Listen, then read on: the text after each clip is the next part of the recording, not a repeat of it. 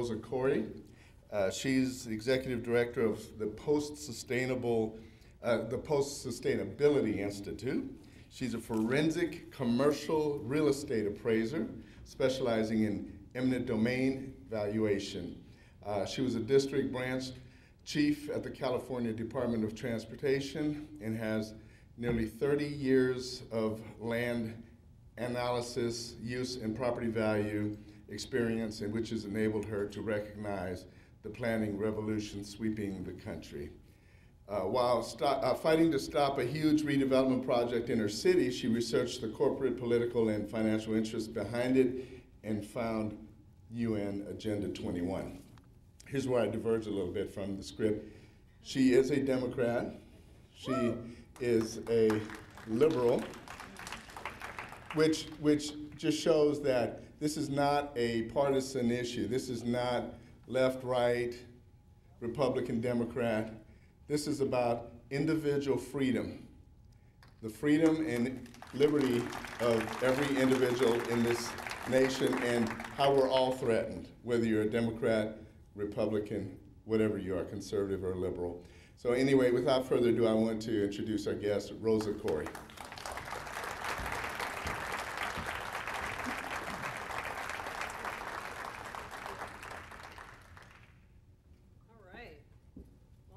Glad to be here in Oklahoma with all of you, and this is not going to be my thing here.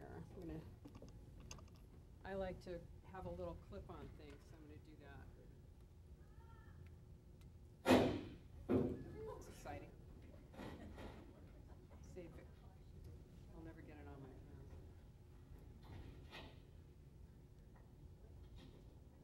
Let's see if that works. Oh, it does. Well,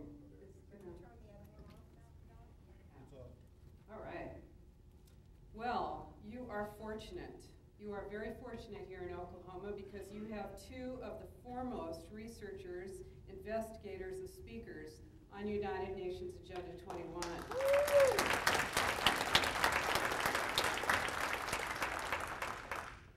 And I'm sure we'd all rather be doing something else, but we're not. We're here because we are Americans, and we care. We care about our freedom. We care about our individual rights, because that is what our nation is founded on. Individual rights. That's right. So, I'll say that we live in a culture of emergency and stress, and it is designed that way because you cannot think clearly when you are stressed, when you are panicked, when you are nervous, when you are worried. And that is what you're being told all the time, is that you need to be afraid. And technological innovations have kind of lured many of us into a sort of addiction to our electronics. And suddenly, data collection and assessment are part of our daily lives. So our expectations of privacy, of limits, of individual freedoms and responsibilities are changing, right? We're instructed to view the world and ourselves in global terms. And we don't even really know what that means. It's not really even clear to us.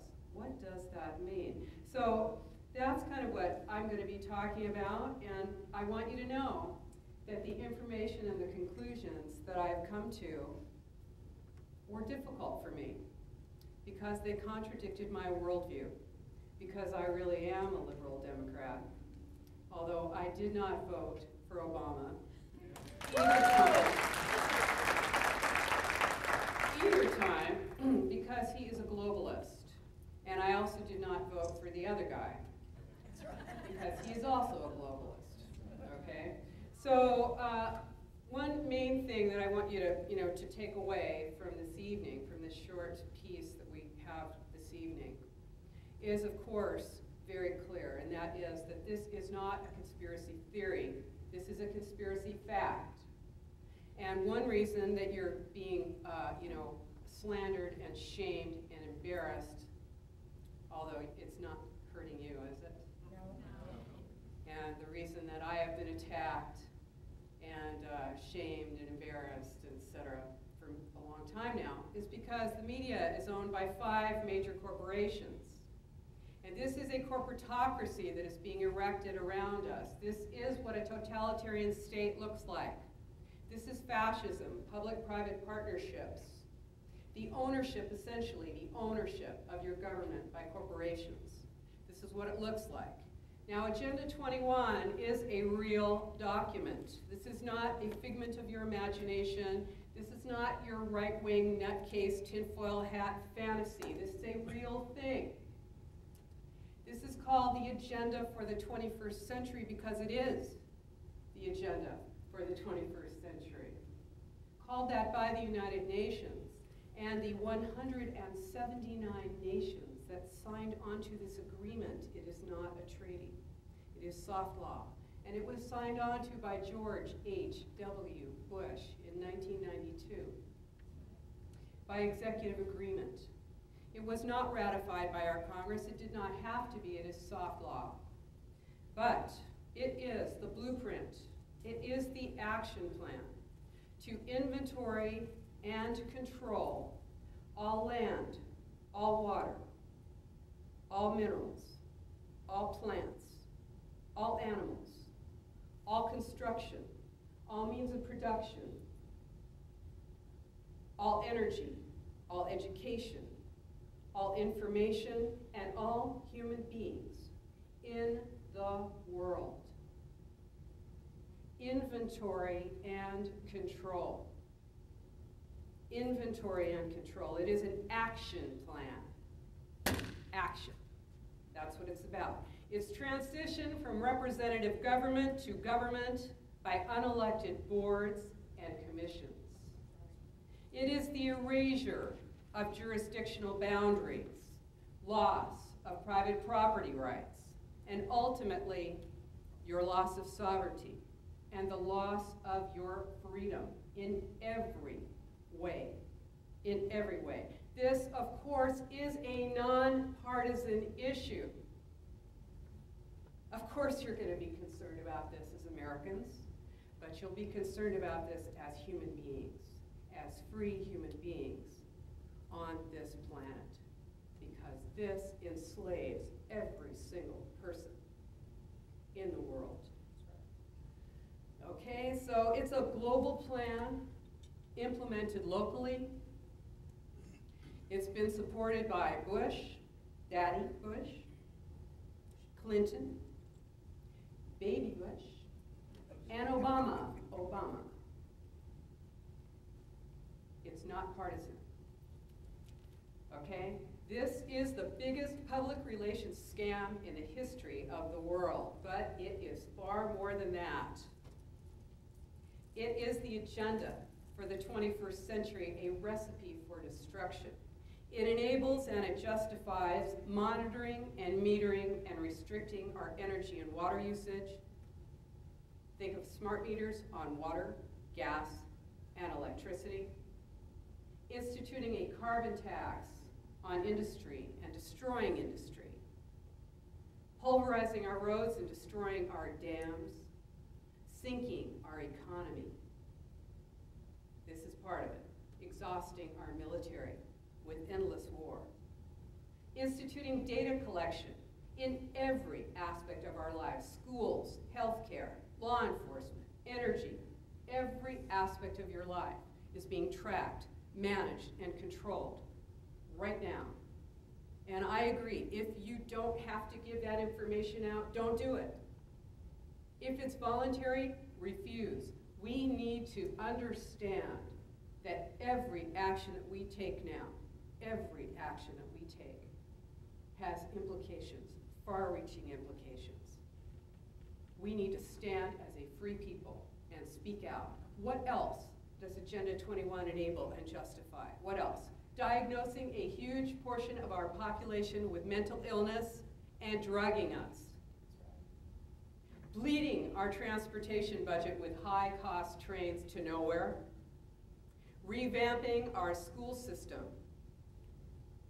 Revamping our school system by inserting sustainable development principles from pre-kindergarten all the way to postgraduate school. Think about Common Core, standardization,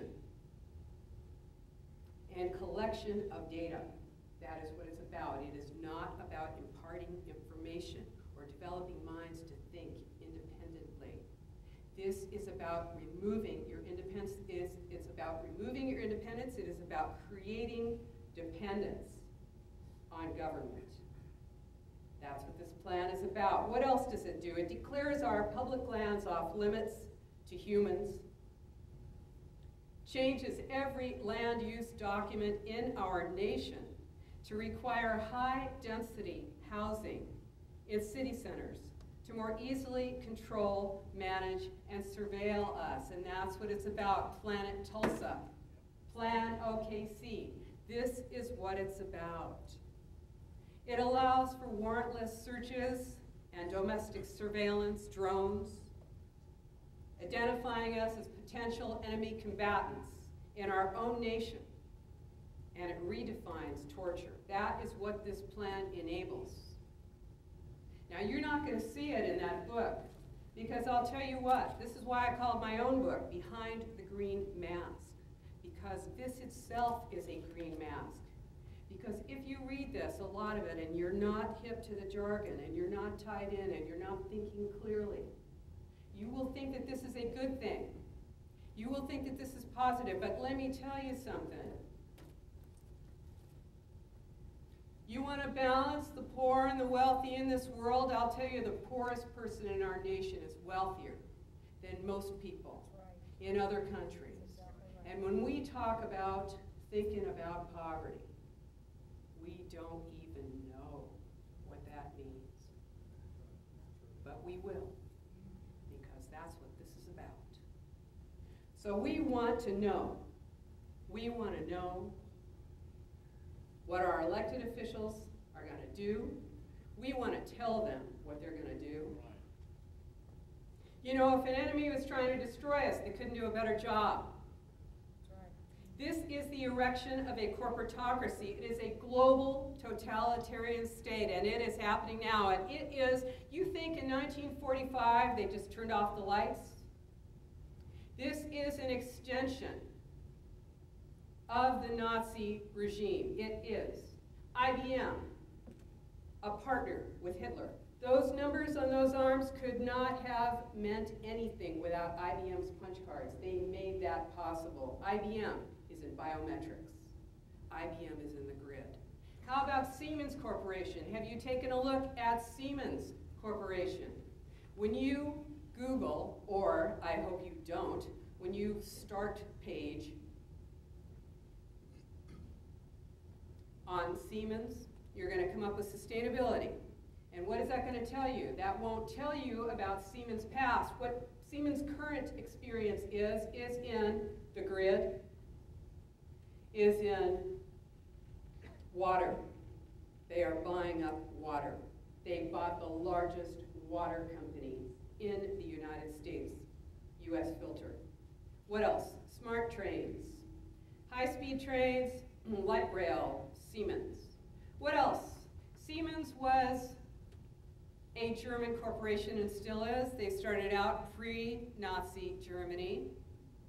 They were almost bankrupt before Hitler came to power, but you know what? Hitler generously granted them slave labor from the camps, and Siemens flourished. GE, another collaborator. We are talking about a worldwide global plan to inventory and control every aspect of our lives.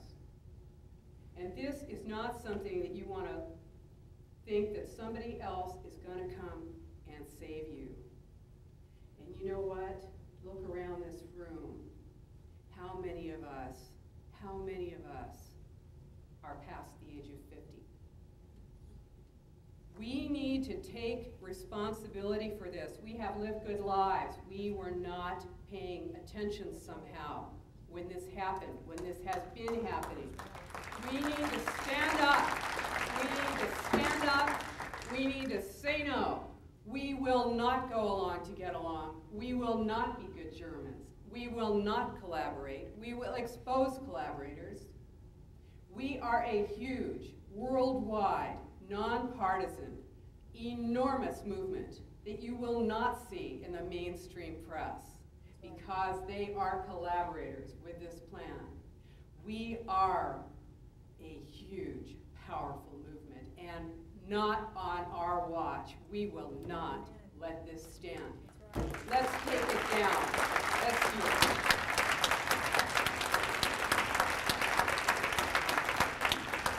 So you know what? I'm not going to talk anymore tonight, even though I'd like to. I'd like to talk for hours and hours. I'd love to do it. But I want you to come back tomorrow, because tomorrow I'm going to tie it to Oklahoma. I'm going to tell you where and how. I'm going to tell you how, because you know what? You don't see the UN in Tulsa. And you know what? Unless it's the UNA, United Nations Association USA in Tulsa. You don't see it here. But I'm going to show you how Agenda 21 is in the United States, because I'm going to give you a little preview right now. Because Agenda 21 was signed on to by your president. And then what? Yes, it's a non-binding agreement. Yes, it's a 20-year-old dusty plan. Yes, it looks so pretty. Yes, it does. But what is the reality? The reality is that in 1993, after Clinton took office, he created the President's Council on Sustainable America, Sustainable Development. The President's Council on Sustainable Development. And the entire purpose of that council was to implement Agenda 21 in the United States. And that council was made up of 10 cabinet-level secretaries: education, interior, defense, transportation, agriculture. I forget. A whole bunch of them, okay? They were there. They said, you know what? Let me just tell you this. Who else was on there? Who else was on there? Energy corporations, chemical corporations. Ken Lay was there. This was before he supposedly died in the middle of the night and was cremated. Some suspiciously disappeared right before he was about to be taken to prison. Ken Lay is probably in the witness protection program somewhere, smoking a big cigar. You forgot who Ken Lay was? I sure hope you didn't. Enron? Okay, these people don't go away. Now, Ken Lay was on the President's Council of Sustainable Development. Who else was on there with him? Ciba Geigy, Novartis, big drug company, big drug company. Chemical corporations. Who else? Tulsa Mayor Susan Savage. Isn't that interesting? Tulsa Mayor Susan Savage, the only elected official on the President's Council on Sustainable Development. There's only like 20 people on there, 25 people. Susan Savage, did it have anything to do with Roger Randall, the fact that he was connected internationally? I don't know. I'm researching her and I'm very interested. I don't know. Why would they choose Susan Savage, who then became your Secretary of State? I don't know. But she was there. Who else was there? All of the major environmental groups, the Nature Conservancy, the World Wildlife Fund. What this is a huge consortium arranged and designed to take away your freedom. That is exactly what this is about. That's what globalization is. Globalization is the standardization of systems. Everything needs, in order to rule, in order to have a single control, you have to bring everything into conformance with everything else, don't you? Everything has to be uniform. You can't match them up if they don't match up. Everything has to, that's standardization of systems. That is what we're experiencing now. So this is what you're going to see. You're going to see how they brought it into the United States, how every federal agency committed to changing its policies to implement Agenda 21. And from there, it comes right down into the states and right down into River City. It's right here. It is not out there. It's not something in the future. It's now. It's been happening now. And it's like I like to say, it's like there's a football game going on for the last 20 years and we were out in the parking lot having a kegger. And they were out there making touchdowns, right? Well, now We got out of the locker room, we got our helmets and our pads on, and we've got the ball. And we need to run with it. That's right. And that's it. That's what I'm going to talk about tomorrow. Thank you.